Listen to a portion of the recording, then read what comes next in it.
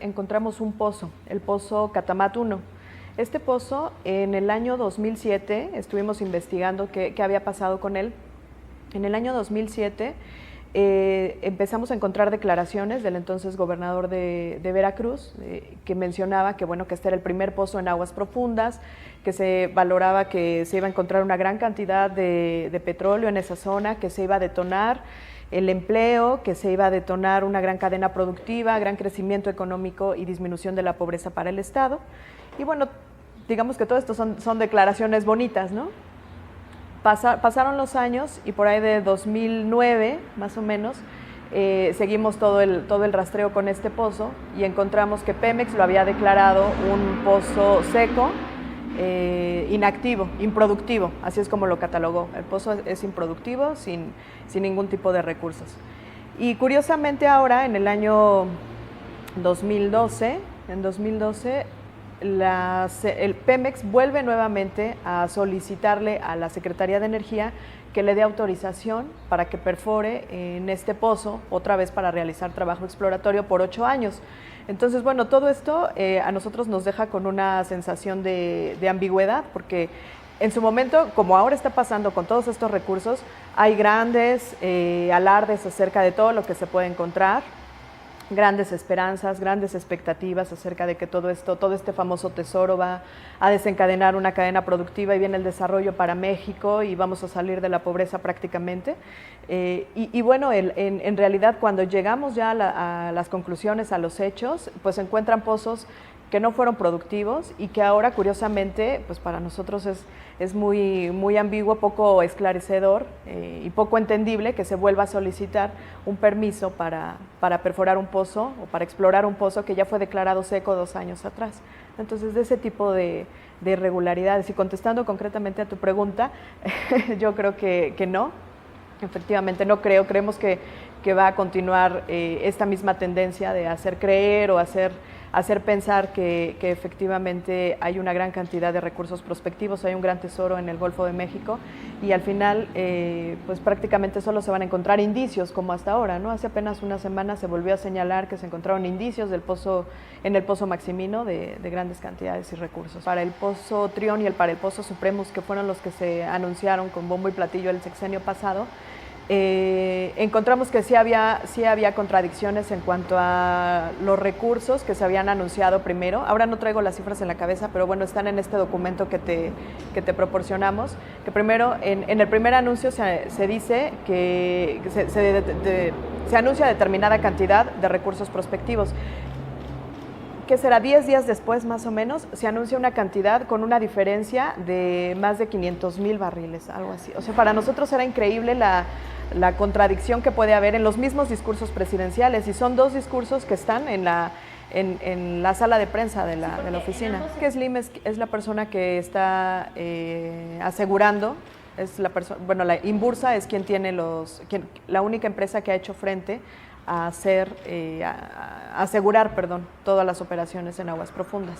En cuanto a la asignación de los recursos, digamos que para nosotros una primera irregularidad es la renta sola de las plataformas. Para nosotros esto es una cantidad increíble que, como mencionaba al inicio, no puede ser gastada o no puede ser tirada así como tal a un pozo sin fondo. Estamos hablando de $500,000 diarios para 4 plataformas y que en su mayoría este recurso pues está destinado a esta empresa llamada Grupo R. Al menos dos de estas plataformas son rentadas por ellos mismos lo han hecho circular en varios diarios Exacto. Y por otro lado, que también estas plataformas son sin opción a compra. Entonces eso también es algo interesante que señalar, porque finalmente son recursos que solamente de los cuales se está beneficiando una empresa y no son recursos de los cuales se esté beneficiando el país. Pero en cuanto a las irregularidades más propiamente dichas, encontramos una que a nosotros nos preocupa, y es cómo se dieron las asignaciones. Las asignaciones son en realidad autorizaciones que otorga la CENER para Pemex, para cada uno de los pozos. Son los permisos que le da para que pueda perforar un pozo o pueda hacer trabajo de exploración durante 8 años más o menos. Entonces, bueno, nosotros realizamos esta investigación, encontramos que para algunos pozos Se dieron autorizaciones, ya se va a cumplir un año, se dieron autorizaciones el año pasado, el 17, 18 de mayo, Pemex empieza a solicitar esta autorización, este permiso a la Secretaría de Energía, y en este inter transcurren 2 días, que curiosamente es fin de semana, sábado y domingo, y el lunes siguiente CENER aprueba el proyecto. Entonces eso a nosotros realmente nos preocupa porque no estamos hablando de expedientes de 2 hojas, estamos hablando de expedientes con una gran cantidad de información que analizar y curiosamente todo se realiza de viernes a lunes. En ese momento cuando se autoriza todavía no existían los lineamientos para emitir autorizaciones.